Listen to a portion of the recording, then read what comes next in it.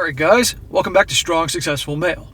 So for today, gonna go over a story titled, I effed over my cheating girlfriend's chance of getting married to a rich guy. And guys, this is a story about a guy who meets this girl in grad school, and they start dating, and he knows even before he starts dating her that she has a, let's just say, a reputation. Okay? But regardless of that, he starts dating her, and she starts definitely, in one way or another, telling him who she really is. But he doesn't pay attention to that. He ignores that, which a lot of guys do.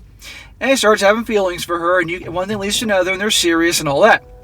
But surprise, surprise, she has an opportunity. I'm not going to reveal everything that goes on, but the point is that there obviously cheating happens. And this guy, a lot of things happen, and you're going to see how he eventually goes to get even and get revenge on all the pain she caused him. And guys, like I said, there's three very important lessons I'm going to share with you that's going to be as a result of this particular story, so that you don't make the same mistake as this guy and end up doing the same thing. So I'm going to jump right into this. Starts off, I'll give you guys some backstory. In graduate school, I met my girlfriend, Neha. He says it's not her real name. The best way to describe her was that she was the sweet, innocent Indian girl to everyone, but she had a really SLUTTY side that she hid from her parents and her Indian social circle.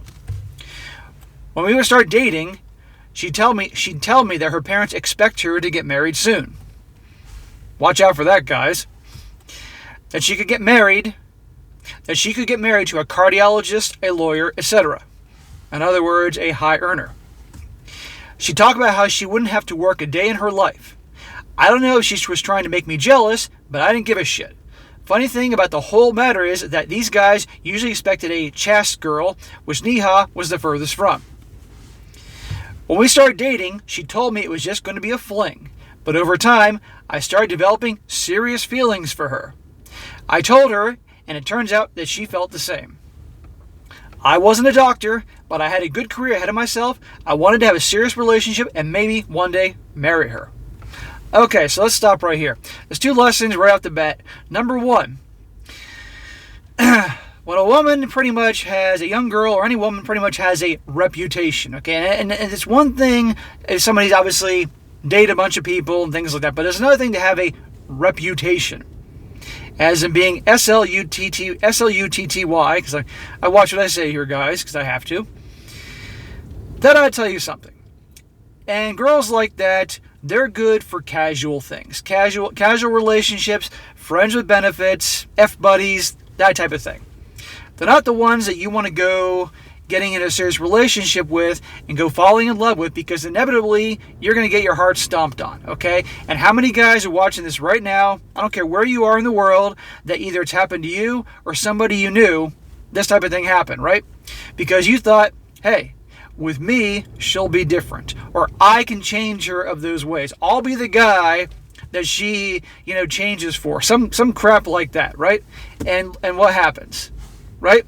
Now, are there sometimes exceptions? Of course. But the odds are it's not going to end in your favor. So, guys, when it comes to girls like that, or women like that have that reputation, not just for dating, but also the being SLUTTY, I would just, friends and benefits. Casual, nothing more. The second lesson, guys, which she made here, is that she is telling him pretty much exactly who she is. She's telling him that she wants to marry a rich guy. She's telling him that she doesn't want to ever have to work, not lift a finger in her life. These are important things to pay attention to. But a lot of guys get so, mesmerized and just completely just brainwashed by the tale, by the action, how pretty she is. They turn a blind eye and they don't pay attention to that. They don't pay attention to the red flags. You gotta pay attention to those things, guys. If somebody tells you who they are, you gotta listen to them and believe it, okay? In spite of what you may think. All right, I gotta get those two things out. And the third most important lesson will come at the end. He goes on. Well, anyhow, so basically he's thinking one day he wants to marry this girl. Later on in our relationship, 3 years in, she told me she's going to go to Florida with her friends to party and see concerts. As uneasy as I felt about this, I did my best not to come off as jealous. She promised to text me to make things easier for me and all. And well, she told me, And well, she told me, I can't read this. And well, she told she was going to see Tietso, whatever the hell that is. I was talking to my friends about it. Turns out Tietso was in Europe. When she came back, I started confronting her with the inconsistencies, and she started lying her ass off. Though she never admitted to cheating, she started doing nice things for me to get me back. So, the classic, I'm going to go out for the long weekend or vacation with the girls. And a lot of times, how many times have I done stories when that's happened, and you all know how that story ends, right? And he saw a lot of inconsistencies. And the mere fact that he had been with her for 3 years, and she's going away for a weekend with the girls, or a vacation with the girls, and he's uneasy about that, what does that say? I always tell you guys to trust your gut. And if his gut's telling him something's not right, something's off, that he can't trust her to do that, why the hell would he want to get married to her? Right? I mean, come on here. And obviously something happened which she wasn't owning up to, but he is connecting the dots. So I want us to say, hey, was this the first time this happened? Probably in 3 years, given the fact of her reputation, probably not. It continues. At this point, I was thinking, F her, and move on. But I decided to milk it for everything it was worth. I used the whole cheating thing to have her on grade A behavior to add to that. I used it to get a threesome. Okay, got that out of it. After that, I felt much less bitter, but I couldn't ever see myself getting married to a girl that cheated on me. She was a good girlfriend, that's what he thinks, but I couldn't risk getting divorced to her later down the road, and she takes all my money. And since she still never admitted to cheating on me directly, I didn't feel obligated to tell her that I wasn't interested in getting married. So, yeah, he gets his three-way out of this, but he still stays with her regardless of this. Dude, move on. Why stay in this relationship? If you don't trust her, and you didn't trust her before, and now he certainly doesn't trust her, and he can't get this out of his head, move on. Why waste your time? But he stays with her to get even with her. He says, by now, we're together for 5 years. I was 31 years old, and she was 30. Her biological clock was ticking hard, which he has in giant letters. Her parents at this point pretty much gave up on her getting married, and her younger sister was already married and popped out their first kid. We got into a big fight one day, and in it I yelled at her to admit that she cheated, and she finally did, after all that time. I don't know why, but a huge weight just lifted off my heart, that I had won, and then I told her that we were over. So this guy stayed with her for 2 more years, wasting his life with this girl, all to just basically wait till her, she was 30 years old and the biological clock was going crazy, say, we're done. Now, you can all get a laugh out of this, but really, come on, dude, just move on. What the hell? He says, since then, she's been begging me to reconsider. For her, reality hit her hard. When it comes to traditional Indian marriages, a woman past 25 through 27, no one is really interested in. And sadly for her, the effects of aging were already getting to her. At 30? Yes, obviously people are aging, but still, 30? She must be living pretty hard. And sadly for her, the effects... Oh, here I said this. Plus, she was planning to lie to her future spouse about her sleeping around, so I don't really feel bad for her anyways.